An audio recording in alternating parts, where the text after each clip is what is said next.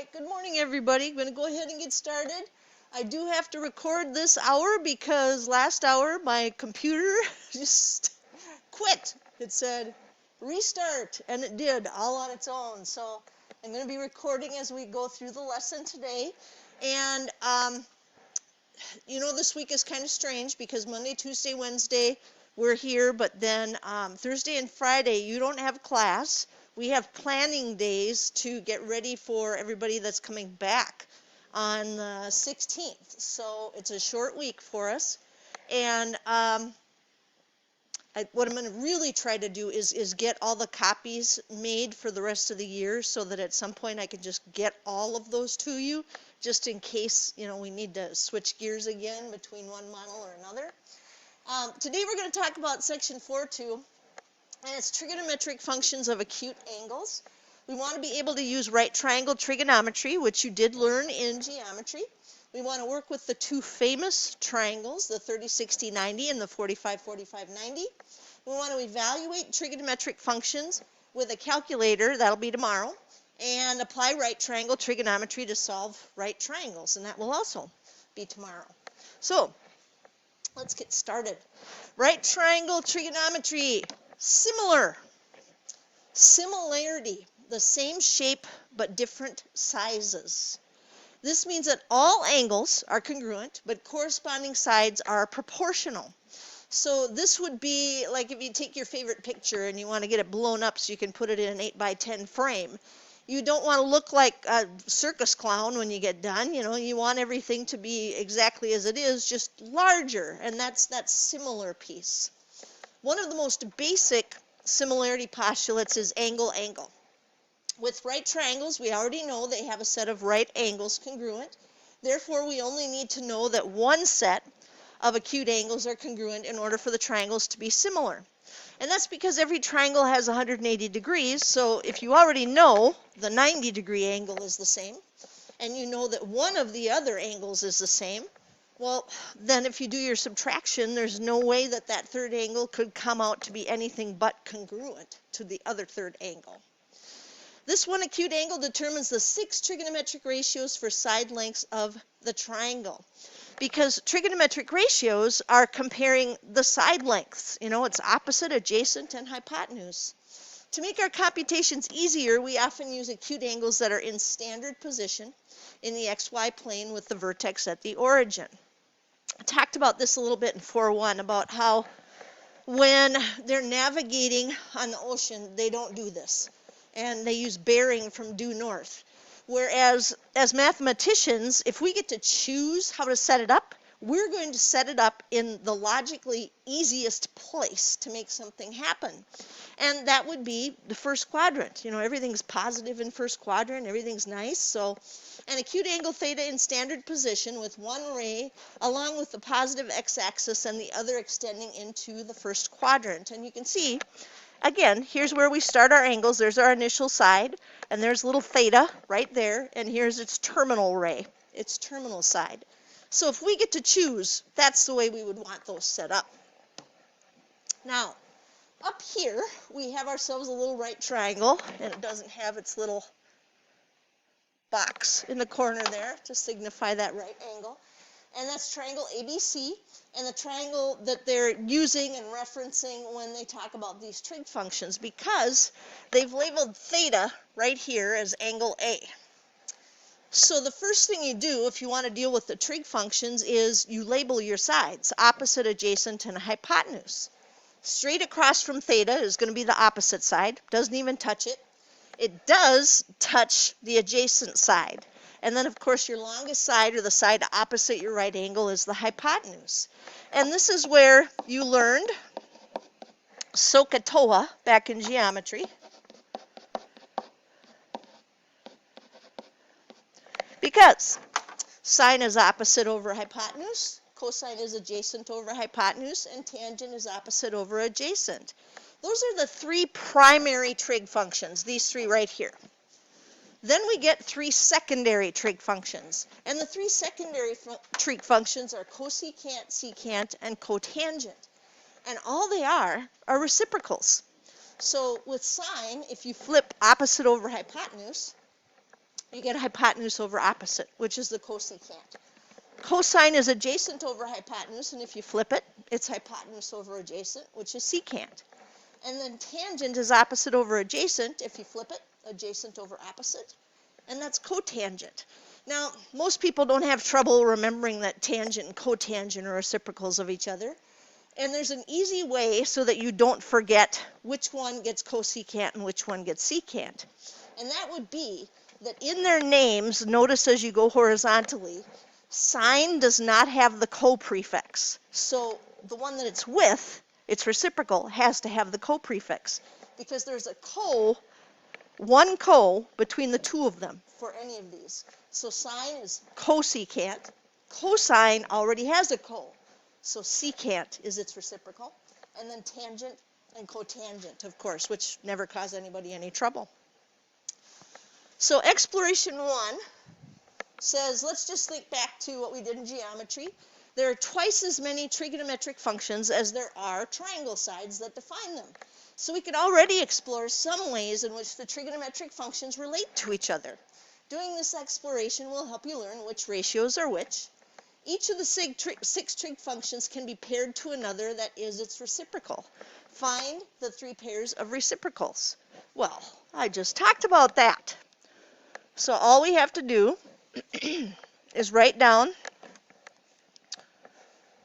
that the reciprocal of sine, opposite over hypotenuse, is cosecant, hypotenuse over opposite. Cosine of theta is adjacent over hypotenuse. You flip it, you get secant, hypotenuse over adjacent. Tangent of theta is opposite over adjacent. And if you flip it, you get cotangent, which is adjacent over opposite. I was trying to think back first hour if you actually learned about the 3 secondary trig functions in geometry. And I think it would depend on who you had and if they had enough time to talk to you about them. Most of you just learned the SOHCAHTOA and use that.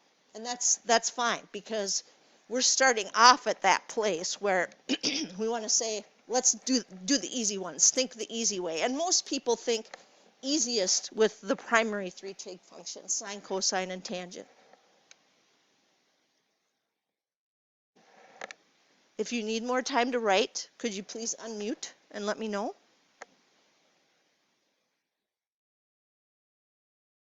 All right, so let's go on. Number 2 says, which trig function can be written as the quotient, so dividing sine of theta by cosine of theta? Well, whenever they want us to do something like this, we're supposed to use their definitions. And their definitions are right here. Sine of theta is opposite over hypotenuse. Cosine of theta is adjacent over hypotenuse. So that's how we set this up. We say, all right, here's what we know. It'll be opposite over hypotenuse divided by adjacent over hypotenuse. But we don't divide fractions, we multiply by the reciprocal. So it'll be opposite over hypotenuse times hypotenuse over adjacent. Oh, wait a minute, there's hypotenuse in the numerator and the denominator. That'll cancel out. And we'll get opposite over adjacent, which is the tangent of theta. Now, this is a really important one. This is one you absolutely want to get stuck in your brain. Sine divided by cosine is tangent. Those are all 3 primary trig functions, and they're used in a new way. So that's one we absolutely want to know. The next one, yeah, it's kind of nice to see it, but it's not something we use a ton. It says, which trig function can be written as the quotient cosecant of theta divided by cotangent of theta? Now I want you to go ahead and do number 3 on your own, using example 2 as your guide. So this time you'll put cosecant on the top, cotangent on the bottom, put their definitions in, multiply by the reciprocal, and then see what you get for a result.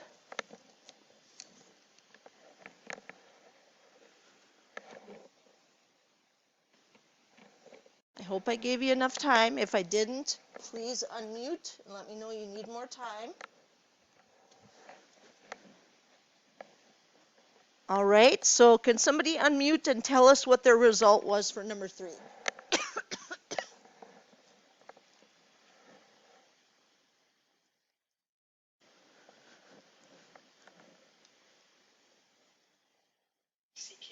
Yes, you get secant. Now, like I said, that one, I don't know that I would commit to memory so much. Pardon me. The secondary trig functions, it's a little harder for first-year trig students to use those, but it's not a bad one. Cosecant divided by cotangent is secant of theta. All right, next up. What is the simplified product of all 6 trig functions multiplied together? Oh, goodness. All right, so here's what you're going to do for this one. You're going to use all of those definitions.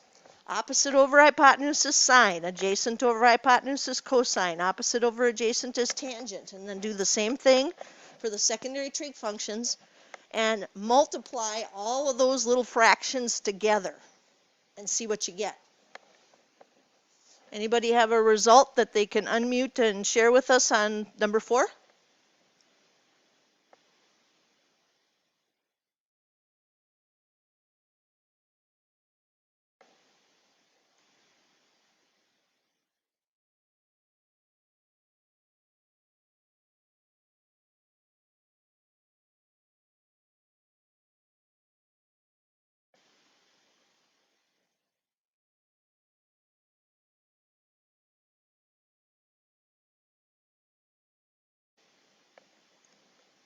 When you have it, please unmute and share what you had for a result for number 4, please.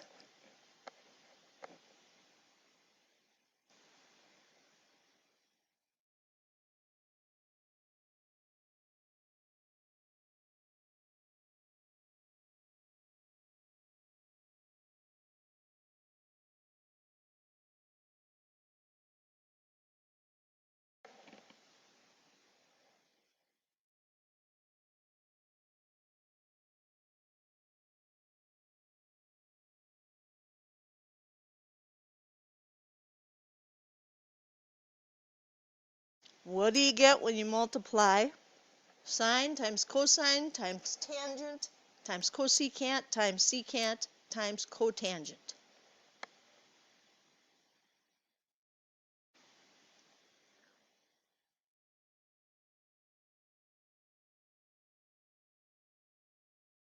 Still waiting for somebody to unmute and share.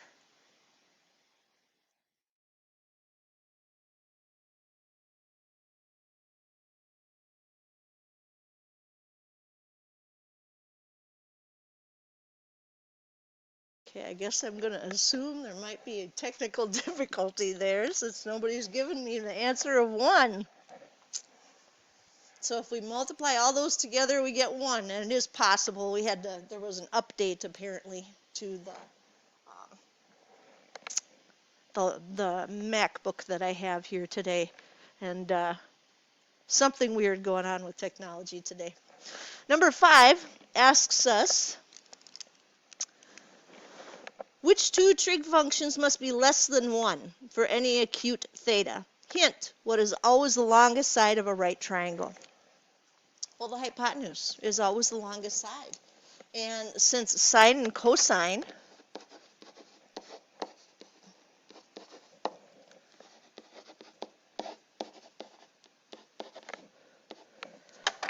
will involve being divided by the hypotenuse, you're always going to have a shorter side being divided by a longer side. And this is one of those where they try to catch you when you are using a calculator.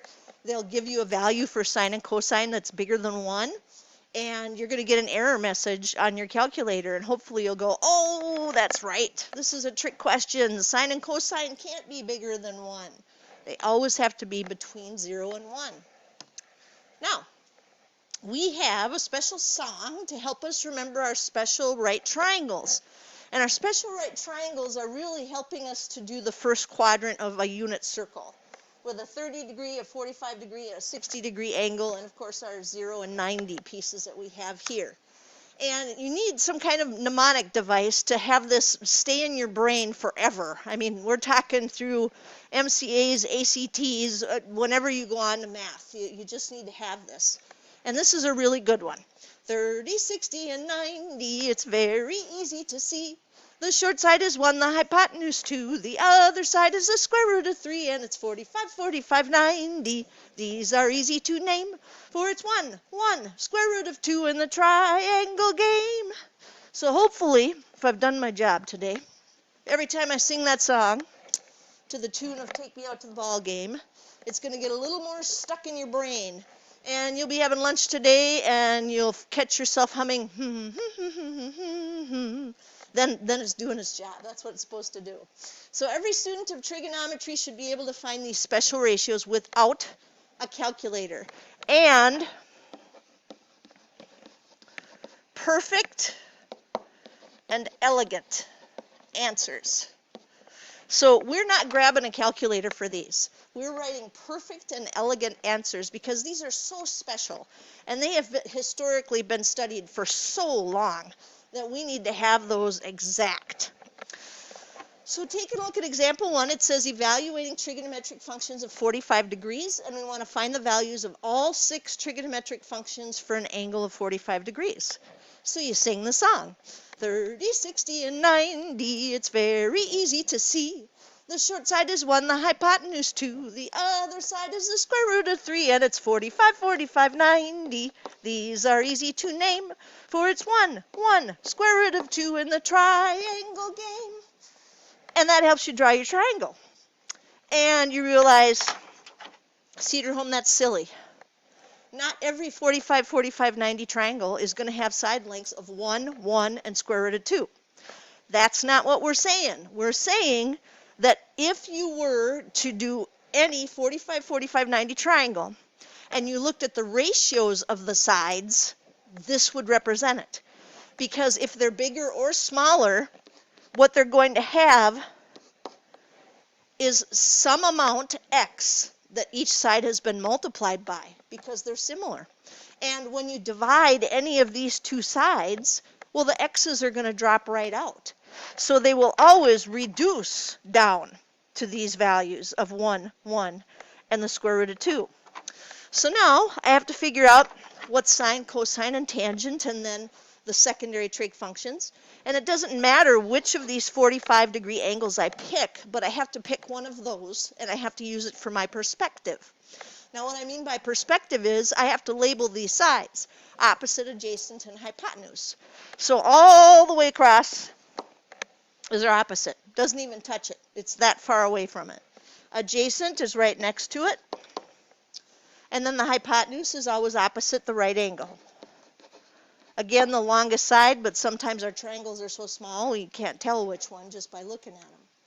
And then we remember SOHCAHTOA.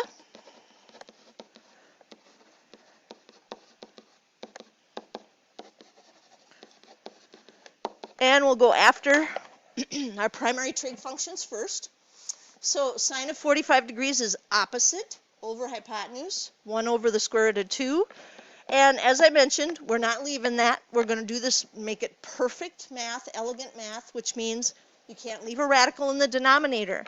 We're going to multiply by the square root of 2 over the square root of 2 and get a perfect and elegant answer of the square root of 2 over 2.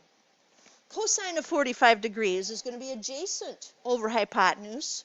Well, that's still 1 over the square root of 2. So again, we get the square root of 2 over 2. Tangent is opposite over adjacent. So that's going to be 1 over 1, which is 1. And now that we have the primary trig functions, we can just take their reciprocals. And remember, sine doesn't have co, so it needs cosecant. Cosine already has the co, so that'll be secant. And we have tangent and cotangent to finish that up. So now what we need to do is just take the reciprocal of what we had for the primary trig functions. So 1 over the square root of 2 would become the square root of 2 over 1, which is the square root of 2. Same thing for the cosine. And since tangent is 1, when you flip 1, you're still going to get 1. So again, perfect and elegant answers. Simplified, no radicals in the denominator. There they are. Now, if any piece of what we need is missing, so to find our trig functions, we need to have opposite, adjacent, and hypotenuse. Well, for any right triangle, if we know two sides of the triangle and a third one is missing, we need to know a way to find it. So how can we find the third side? Somebody unmute if you can, please, and share with me how we could find the third side in a right triangle.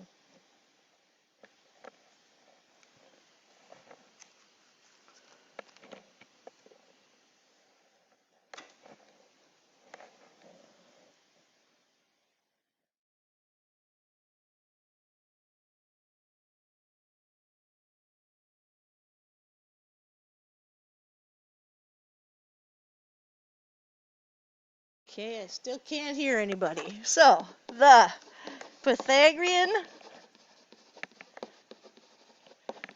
theorem is what we would use. A squared plus b squared equals c squared in any right triangle where c stands for the hypotenuse.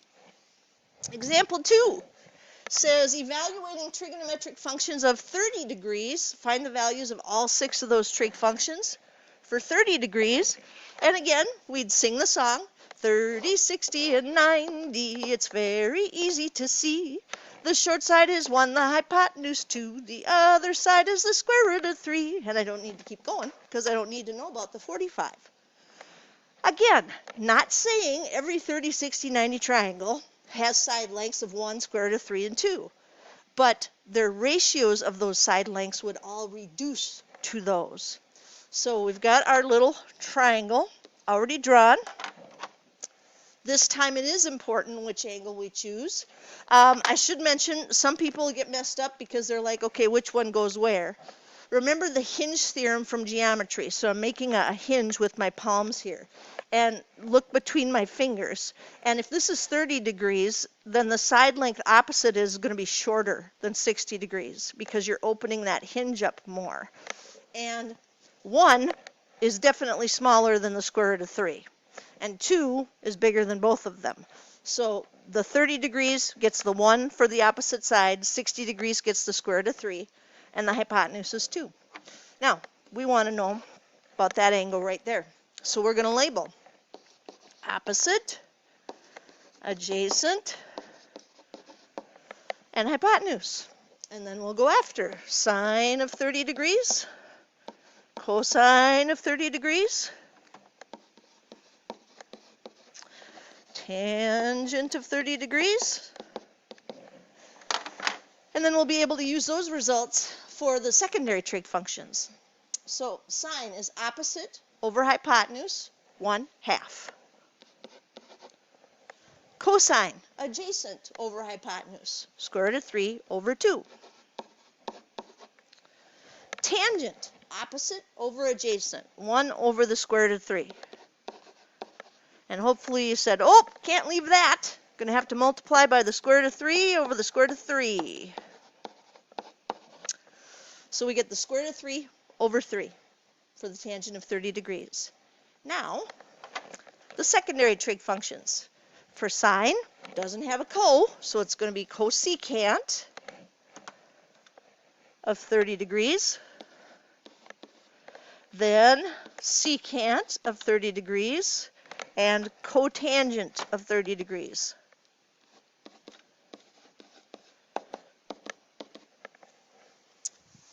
All right, we flip sine to get cosecant, so that'll be 2 over 1, which is 2.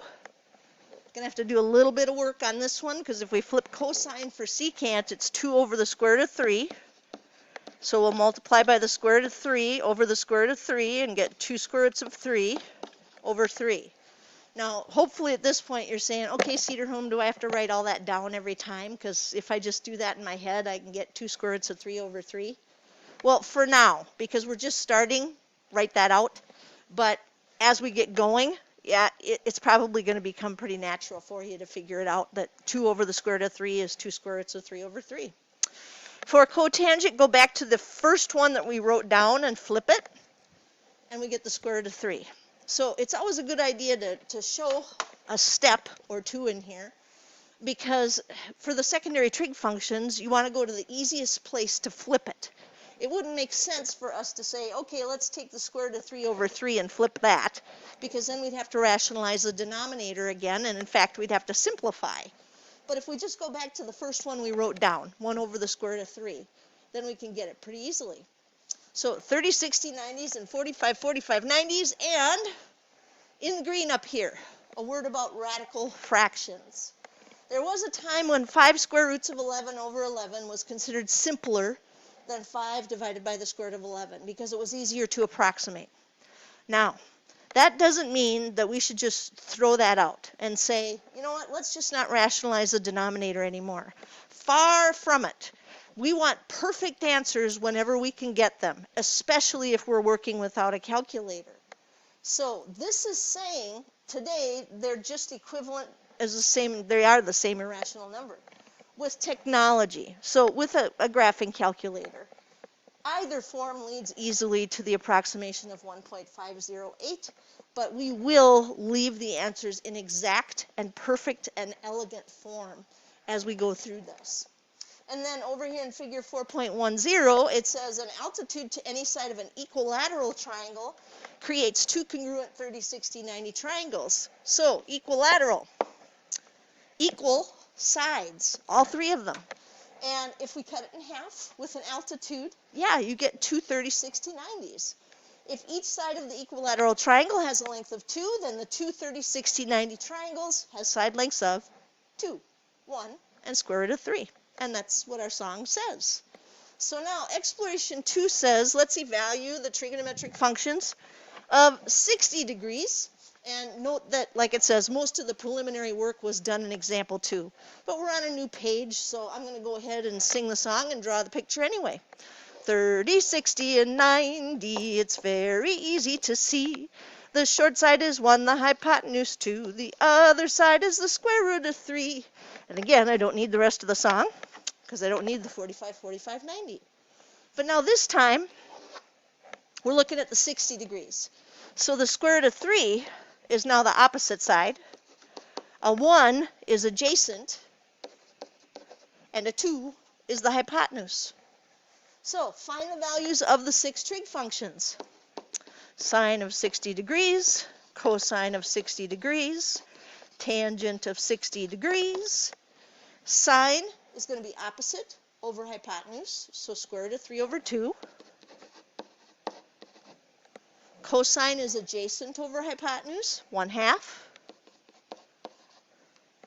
Tangent is opposite over adjacent, square root of 3 over 1, which is the square root of 3.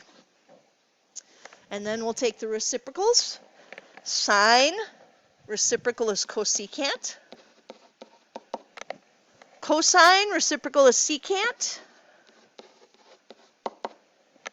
Tangent, reciprocal is cotangent. So cosecant, I have to take the square root of 3 over 2 and flip it. And I realize that means I have to rationalize the denominator. Secant, take 1/2, flip it. Tangent, take the square root of 3 and flip it. Well, it's going to be 1 over the square root of 3, where we'll have to rationalize and get the square root of 3 over 3. All right, so like it said, the preliminary work is the picture, but we still had to go back and figure out exactly what was going on. So now, number 2, compare the 6 function values for 60 degrees with the 6 function values for 30 degrees, and what do you notice? Because hopefully as we were going through this, you're thinking, deja vu, haven't I seen all of these numbers before? Because we have. They're just in different positions. So, what's gone on? Well, we have the sine of 60 degrees as the square root of 3 over 2. Well, that was the cosine of 30 degrees. And we have the cosine of 60 degrees as 1/2, well, that was the sine of 30 degrees. And the tangent of 60 degrees was the square root of 3, but that was the cotangent of 30 degrees. And then you can look at the secondary trig functions, and you'll see that the cosecant of 60 degrees, which was 2 square roots of 3 over 3, is the same thing as the secant of 30 degrees. And our secant of 60 degrees was 2, and that's exactly the same as the cosecant of 30 degrees. Our cotangent of 60 degrees was the square root of 3 over 3. And that's the same thing as the tangent of 30 degrees. So interesting little relationship taking place there. So then, number 3 explains why. And hopefully as we're going through this, you remember a little bit of this from geometry. We will eventually learn a rule that relates trigonometric functions of any angle with trigonometric functions of the complementary angle. Recall from geometry that 30 degrees and 60 degrees are complementary because they add up to 90 degrees. Complementary adds to 90 degrees. Supplementary adds to 180, but these are complements. Based on this exploration, can you predict what that rule will be? Hint, the co in cosine, cotangent, and cosecant actually comes from complement. So, as we look at these two, when 60 plus 30 equals 90, sine and cosine have switched positions. When 30 plus 60 add to 90, which they always do, tangent and cotangent switch positions. Cosecant and secant switch positions. So now we start to see where that co for complementary comes into play. Sine and cosine, secant and cosecant, tangent and cotangent. So the value of a trigonometric function at theta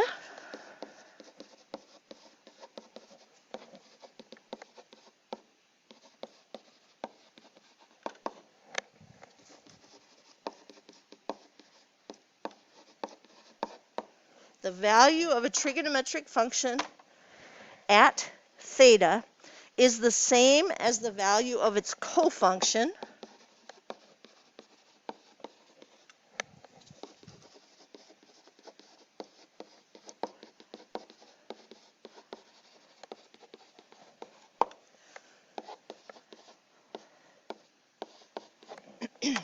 and you find the cosine by using 90 minus theta. So the value of a trigonometric function at theta is the same as the value of its cofunction. 90 degrees minus theta definitely gives us that cofunction piece. Sine, cosine, secant, cosecant, tangent, and cotangent.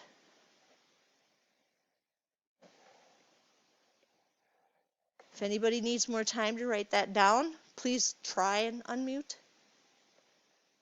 Like I said, I'm not sure if you're just all being seriously quiet today or if you actually can't unmute for some reason.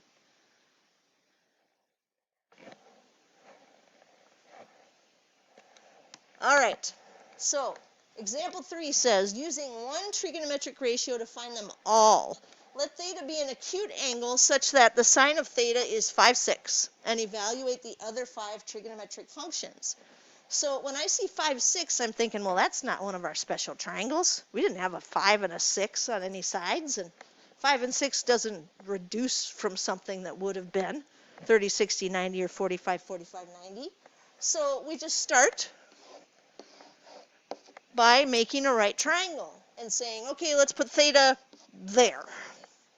Well, what I know about sine is that it's opposite over hypotenuse. So my opposite side would have to be a 5. And my hypotenuse would have to be a 6. But I have a problem. They want all of the trig functions, which means I need that other side. Well, we talked about that earlier. That's not too hard to do. Let's just call it a, and let's use a squared plus b squared equals c squared. So a squared plus 5 squared equals 6 squared. A squared plus 25 equals 36. Subtract 25 from both sides, and you get 11. Take the square root of both sides. And normally we'd have to put plus or minus on that, but we're talking about the side length of a triangle, so it can't be negative. So a is the square root of 11, and pretty obviously that's going to be the adjacent side. So they already told us sine.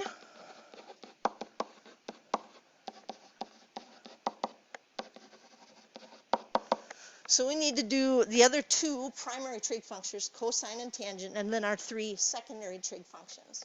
So cosine is adjacent over hypotenuse. That'll be the square root of 11 over 6. Tangent is opposite over adjacent, so 5 over the square root of 11. But we'll have to rationalize the denominator, and that'll be 5 square roots of 11 over 11. Then, when you flip sine, you get cosecant. And when you flip cosine, you get secant. And I better put cotangent down here.